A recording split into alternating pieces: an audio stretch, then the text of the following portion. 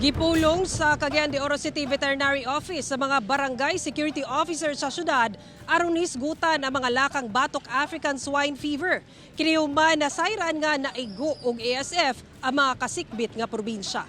Ani report.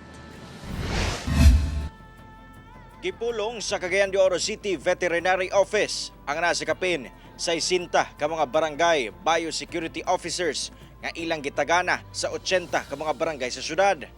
Among panagpulong ang unang lakang sa buhatan aron mapakusgan pa ang pagbantay sa matag barangay sa syudad, batok African swine fever. Matod ni Dr. Perla Asis, head sa mong buhatan, nga taha sa matag BBO ang pagbantay nga walay makasulod nga baboy nga gikan sa mga posibleng ASF affected areas.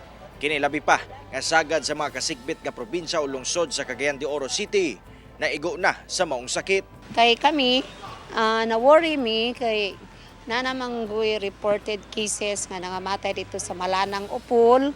Unya, gidala dayon ang siyempre dool ra kayo kay gwapo naman kayong dalan dito. So gikan dito ang mga tao gidala diri sa Tumpagon. Sa pagkuman sa Tumpagon di dool na pod kay sa Pigsagan. Napay report nga nay nagpaanod og baboy nga patay gikan sa atong kasikbit nga lugar. Gisulod nila sa sako, then gipaanod sa Ipunan River. Gawas ni ini, mas gipahugtan sab sa buhatan ang pagbantay sa 4 major quarantine checkpoints sa lungsod. Kini ang Upol, Tagulwan, Manolo Fortich ug Lumbia boundaries. Pero dili lang kay garilay mi ana. Tungod sa kadaghan na kayong connection sa mga dalan-dalan, like for example in Dahag. So that is from Libona, di ba? Nya dinhin na pod sa ato sa Upol, pwede sila moagi mo nang gisubay-subay ang mga dalan nga posible nga agian sa mga walay insaktong papilis. Nanawagan sab ang City Vet ngadto sa mga consumers nga bantayan sab ang ilang mga ginapalit nga baboy kung presko ba. Kung ugaling kadudahan, gidayong itaho sa ilang buhatan. Kita gyud tanan ng mga biyahero, subay lang gyud mo sa insakto nga balaod.